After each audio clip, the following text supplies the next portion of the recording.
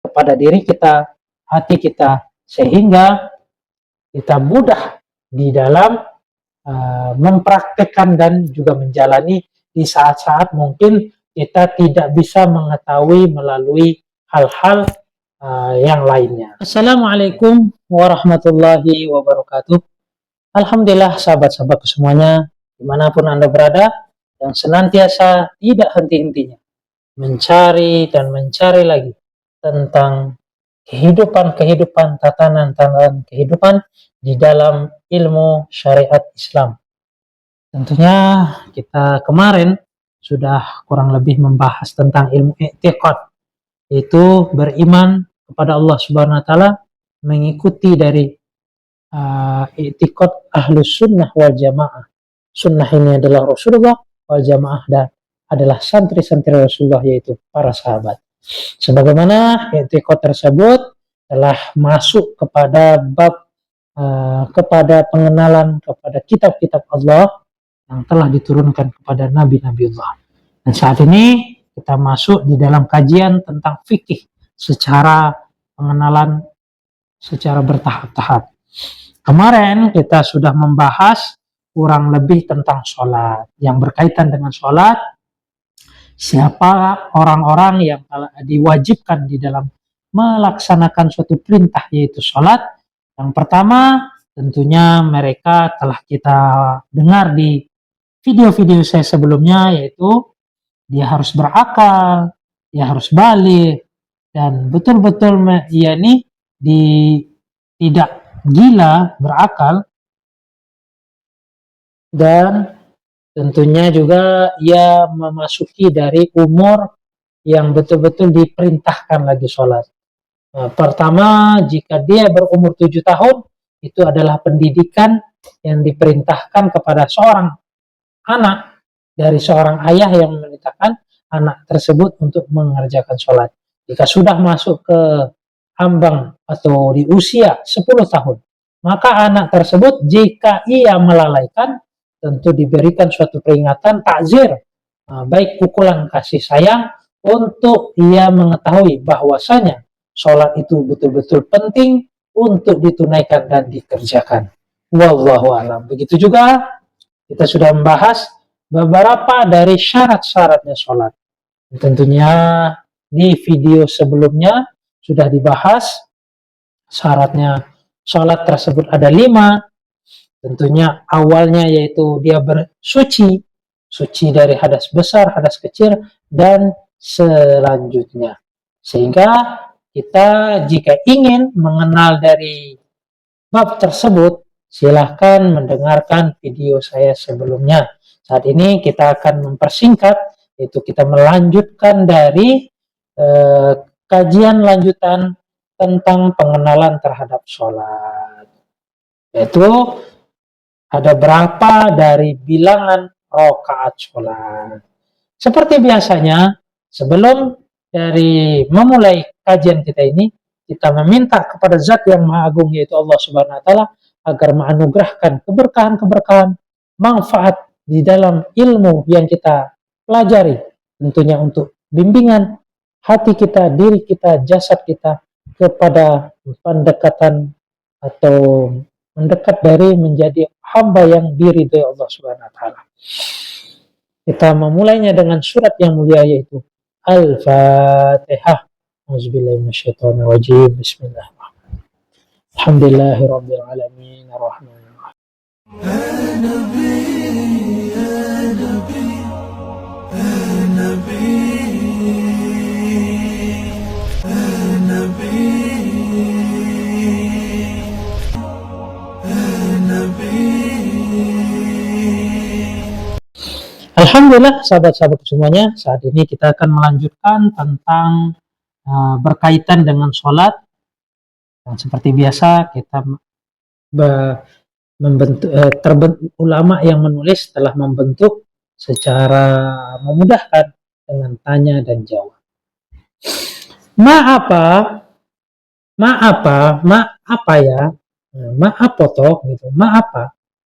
Adadun rokaatin sholat, adapun di dalam bilangan dari sholat. Ada berapa dari bilangan rakaatnya sholat.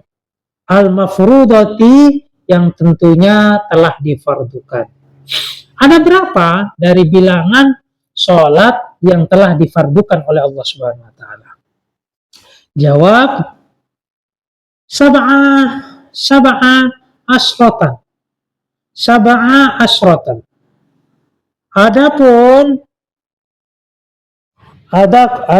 dari adadu rakaatis shalah maksudnya di sini kembali dari pertanyaan yang telah dilontarkan tadi, kembali kepada adadu rakaatis shalah. Adapun yang disebut dengan bilangan rakaat salat ialah 17. Adapun yang dikatakan bilangan rakaat salat tadi adalah 17. Rakaatan yaitu rakaat.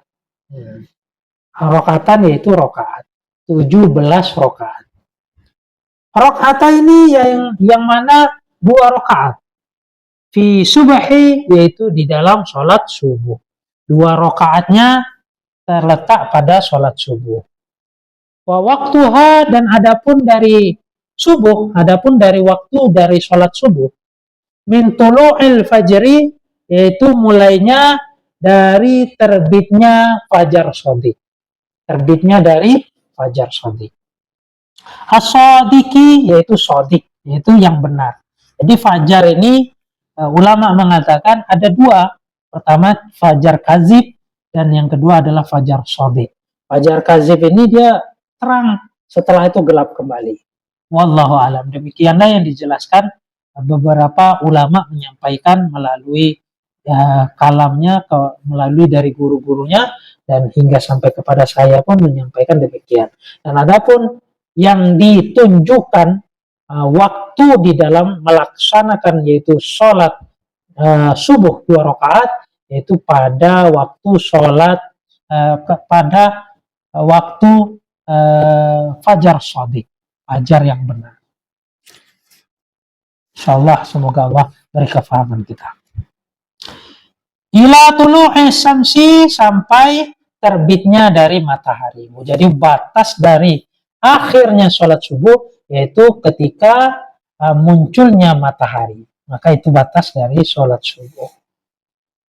Wa arba'u raka'atin dan adapun 4 rakaat. Beberapa dari 4 rakaat. Fi zuhuri dari waktunya yaitu sholat zuhur. Wa waktuha adapun dari waktunya zuhur, waktu dari sholat zuhur, min zawali samsi. Min zawali samsi ialah mulainya tergelincirnya matahari. Jadi matahari itu fajar nih fajar shadiq itu waktu subuh dan akhir dari waktu subuh ketika duhulil fajr ketika munculnya dari matahari. Dan kapan terjadinya sholat zuhur, yaitu dilakukannya 4 rakaat dari rakaat yang disebutkan 17 tadi, dikala matahari itu tergelincir sehingga matahari itu tegak di atas, itu adalah waktu mau masuknya dari sholat zuhur.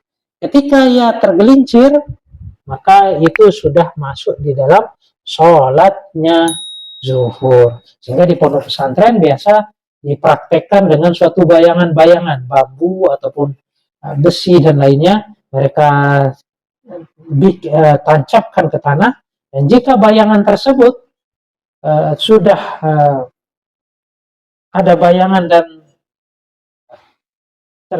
ada bayangannya yang terjatuh, itulah menunjukkan dari sholat zuhur. Wallahu a'lam. Demikianlah yang dipraktekkan jika di pondok pesantren yang menjelaskan secara detail di dalam menunjukkan waktu sholat melalui matahari. Wallahu a'lam. Ila an yasira sampai menjadi dillu kulla syai'in. Adapun bayang-bayangnya dari setiap sesuatu. Mislahu ialah menyamai Kasai'in yaitu pada sesuatu.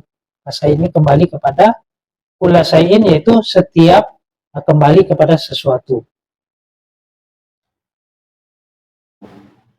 Bayangan tersebut kembali kepada sesuatu. Jadi bayangan tersebut telah sampai kepada bayangan orang tersebut. Wallahu alam.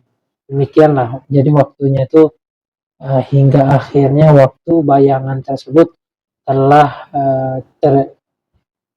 bayangan telah lebih dari bendanya, kurang lebihnya demikian. Wallahu alam. Ya tentunya lumayan panjang juga waktu sholat dari akhir jadi sholat zuhur. Waktu yang singkat yaitu subuh tadi singkat. Wallahu alam. Dan tentunya kita akan mendengarkan waktu-waktu yang singkat ada juga selain sholat subuh.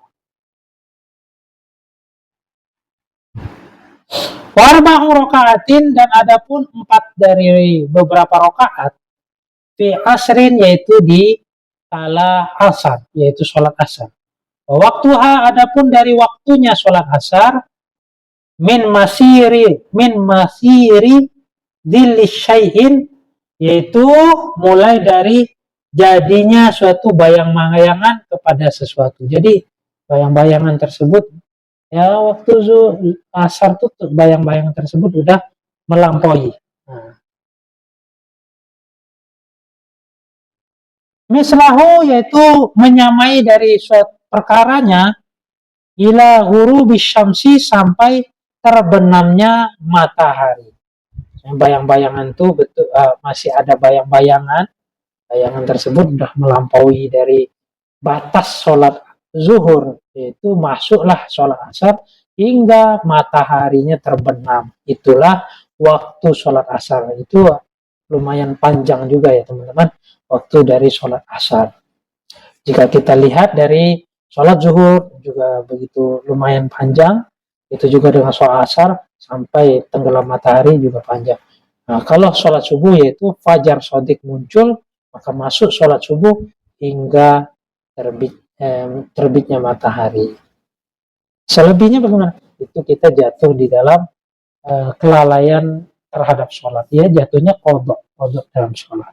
Wallahu alam. Demikian kurang lebihnya.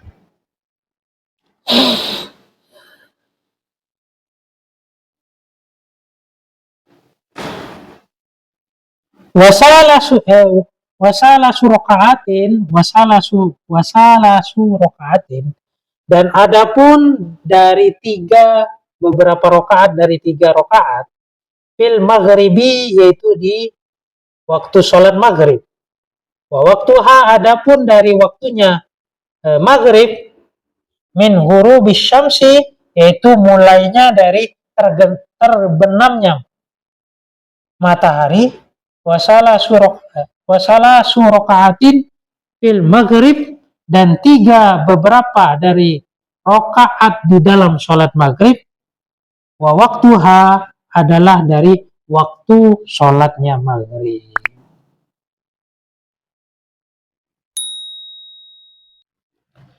Min ghurubis syamsi, dan mulai dari terbenamnya matahari, ila ghiyabis syafaqi, yaitu dari hilangnya mega merah. Fi maghribi, di dalam melaksanakan sholat maghrib. Jadi sholat maghrib ini ketika terbenamnya matahari, maka ada muncul namanya mega merah. Dengan mega merah itulah masuknya waktu sholat maghrib. Kapan habisnya waktu sholat maghrib? Ketika si mega merah atau bayang-bayang merah di langit itu sudah bersih atau sudah tidak ada, maka itu habis dari sholat maghrib. Jadi di sini bisa kita ketahui bahwa begitu singkatnya waktu dari sholat maghrib. Sholat subuh tadi lumayan ada jeda sampai terbit matahari. Kalau sholat maghrib ini ketika terbenam matahari lalu muncul mega merah, itu masuk dari waktu maghrib. Ketika si mega merah mulai hilang atau dinyatakan tidak ada, maka waktu dari sholat maghrib pun sudah habis. Jika seorang mengerjakan, bisa jadi jatuhnya namanya mengkodok karena dia sholat di luar waktu maghrib. Wallahu a'lam, demikian. Jadi waktu sholat maghrib ini singkat dan alangkah baiknya kita menyegerakan untuk sholat maghrib jika sholat maghrib. Al-akhir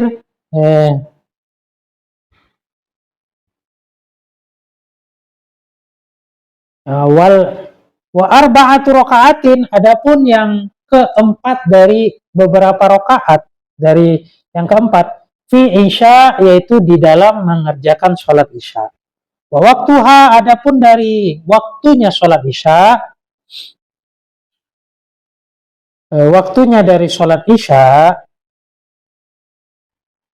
min hiya bisyafaqi, yaitu dari mulainya hilangnya dari mega merah, al-ahmari, yaitu yang tentunya merah tersebut, ila tulu'il fajri, hingga terbitnya dari fajar sodiki, yaitu fajar sidik, fajar yang benar. Jadi yang paling panjang di dalam waktunya sholat ialah waktunya sholat isya. Karena sholat isya ini ketika habisnya waktu sholat maghrib, maka tentunya dia telah masuk di waktu sholat isya. Alhamdulillah, walaupun mungkin di zaman saat ini, di zaman era modern kita saat ini, kemajuan kata orang-orang saat ini, banyak sekali kemudahan-kemudahan di dalam mengetahui tentang waktunya sholat. Dari hal tersebut bisa kita ketahui, oh sekarang sudah maghrib, zuhur, dan asar. Ini diberi suatu penjelasan oleh para ulama, ditulis untuk memudahkan kita mengetahuinya. Tidak ada lain maksudnya supaya untuk kita mengetahui dari waktu-waktu perintah Allah Subhanahu wa taala di dalam sholat. Yang mana sholat tersebut berjumlah kurang lebih 17 rakaat. Yang terbagi subuh 2 rakaat, zuhur 4 rakaat, kemudian asar 4 rakaat, kemudian maghrib 3 rakaat, lalu isya 4 rakaat. Maka jumlahnya kurang lebih semuanya adalah 17 rakaat.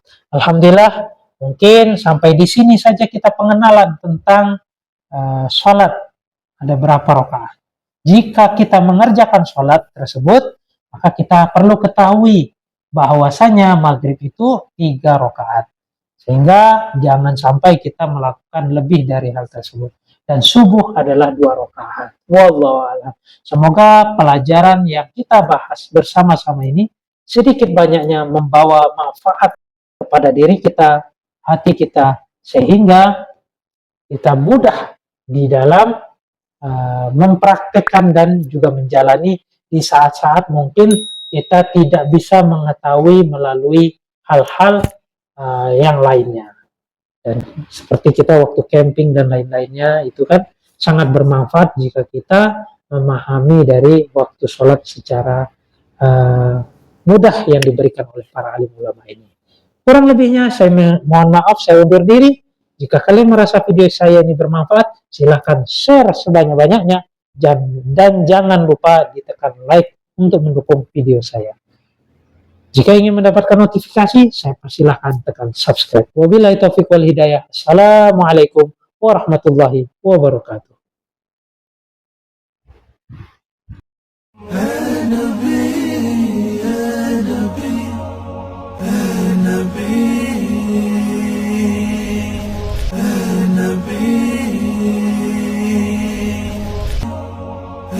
Nabi